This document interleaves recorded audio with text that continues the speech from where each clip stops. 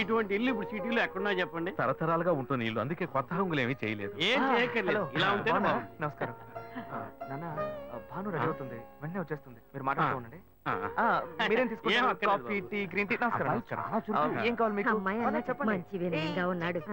నీ సంబంధం చేసుకోవడం మాకు చాలా ఆనందంగా ఉంది. నీకే కొన్ని విషయాలు చెప్పాడు. నేను మీకు చాక్లెట్ తీసుకొస్తాను. అమ్మాయిని తీసుకురండి. ఇదిగోండి ఇదిగోండి, ఇవి మీకు. Hey, I'm advocate Ashok. Preetha. Hi. Hey, phone. By the touch? ఫ్రెషా? చూస్తే ఎలా అనిపిస్తుంది? చూస్తే కొత్తదిగానే ఉంది. సిగ్నల్ అది ఈజీగా దొరుకుతోందా? దొరుకుతుంది.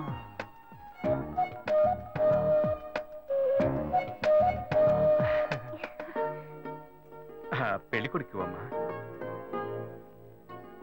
అలాగా. హలో. హాయ్ ప్రీత.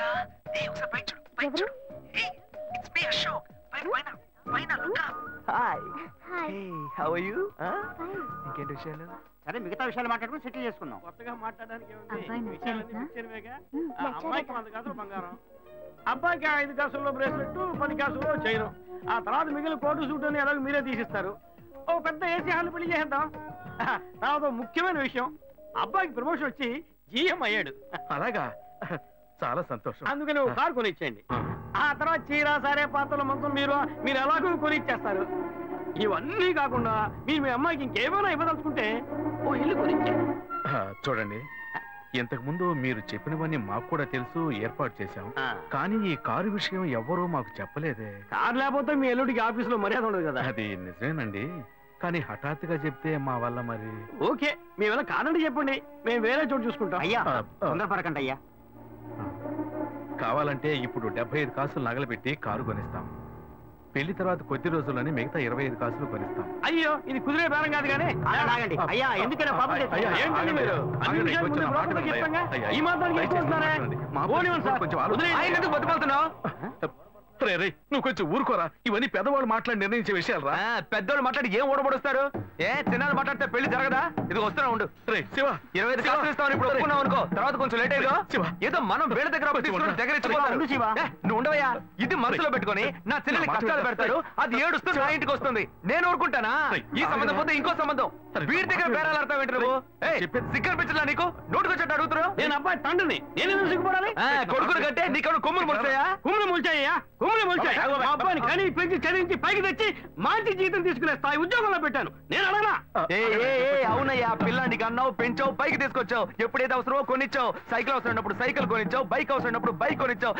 సైజ్ చూసి చెడ్డీ కూడా కొనిచ్చావు. ఇప్పుడు అతని వయసుకి ఓ ఆడపిల్ల కావాలి, ఇప్పుడు వచ్చి బంగ్లా కావాలి, కార్ కావాలని అడుగుతున్నావు. నీకు చీప్ కనిపించట్లా? నేను ఒక్కడే అడుగుతున్నా, అందరూ అడుగుతున్నారు. నేనైనా పర్లేదు, ఒక్క కొడుకునే కన్నాను, మీ నాన్న 2 కన్నాడు. వసూలు అక్కడ చేసుకోడు. నువ్వు బయటోడు కాబట్టి ఇంకా మాట్లాడుతున్నా. ఈ మాట మా నాన్న ఉంటే నరికేస్తావని. చిన్నపిల్లడు ఏదో తెలియక మాట్లాడుతున్నాడు. చిన్నపిల్లడు అయ్యా, నా కూతురు పెళ్లి సమస్య అయిపోతుందయ్యా, రండయ్యా.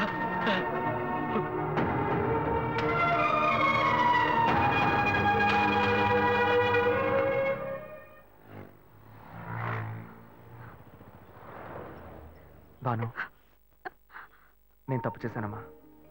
నీకు అబ్బాయి నచ్చినా కూడా సంబంధం చెడగొట్టాను. నన్ను క్షమించమ్మా. అయ్యో అన్నయ్య, నువ్వేం తప్పు చేసావన్నయ్యా? అందరూ నీలాగే నిజాయితీగా ఉండాలనుకుంటావు, కానీ ఎవరు అలా ఉండలేదు. అందుకే నీకు ఇలా కోపం వస్తుంది.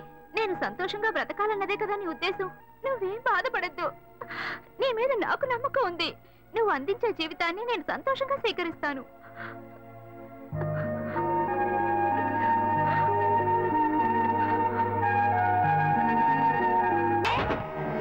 ఇవన్నీ తీసేసాయి, స్టాక్ లిస్ట్ చూపించు.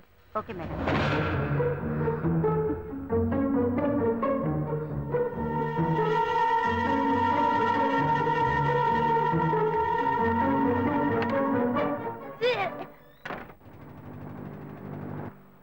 శివ, ఇంట్లో గొడవ. నేను ఇంటికి వెళ్ళను శివ, నీతోనే ఉండిపోతాను ప్లీజ్. మనం ఎక్కడికైనా వెళ్ళిపోదాం. పెద్దవాళ్ళ మనసు నొప్పించి ఇంట్లోంచి పారిపోతే మనం సంతోషంగా ఉండగలమా లేక వాళ్ళు సంతోషంగా ఉండగలరా? ఎవరికి సంతోషం లేని జీవితం మనకు అవసరమా?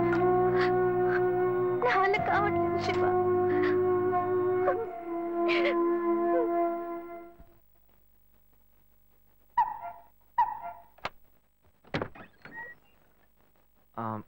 రాఘవయ్య గారు.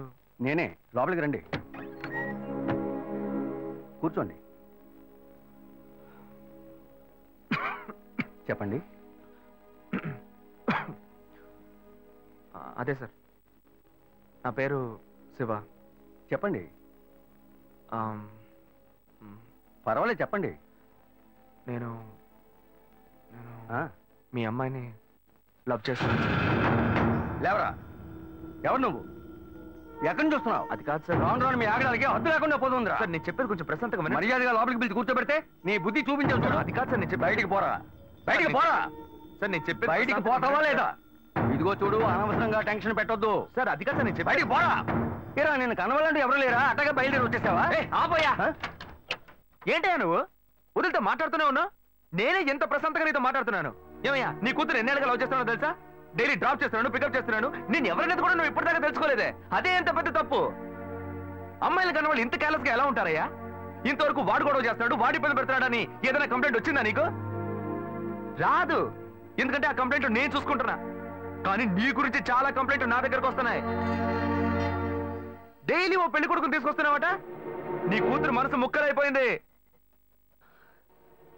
అది నీకు అర్థమయ్యేలా చెప్దాం అనుకుంటే మాట్లాడుతూనే ఉన్నా. ఓయ్, అల్లుడి కోసం ఊరంతా వెతకొద్దు. నీ కూతురికి నేనే మొగ్గుణ్ణి, అర్థమైందా? ఇంకే నా కొడుకైనా గడప దాటి లోపలికి రావడం నేను చూశాను.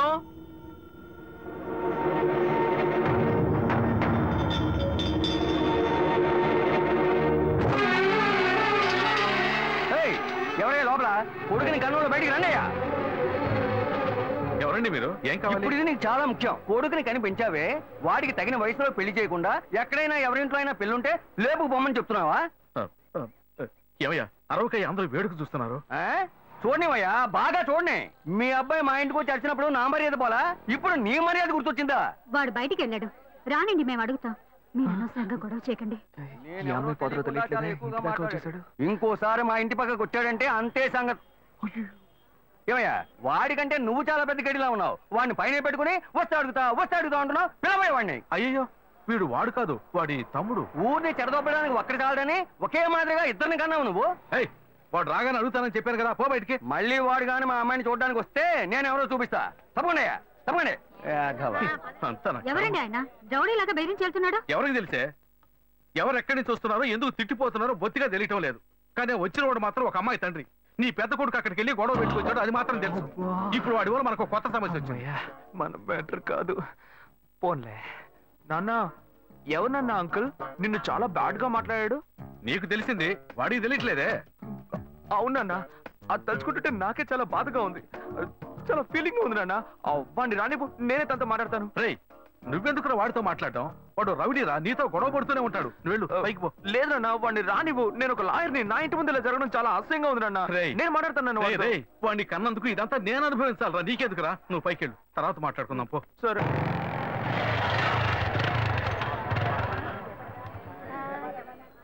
మన ఇంట్లోనూ వయసుకు వచ్చిన పిల్లుంది కదా, ఇలా అడ్డమైన వాళ్ళందరూ ఇంటికి వచ్చి గొడవ చేస్తుంటే రేపు మన పిల్లని ఎవరు అడుగుతారండి?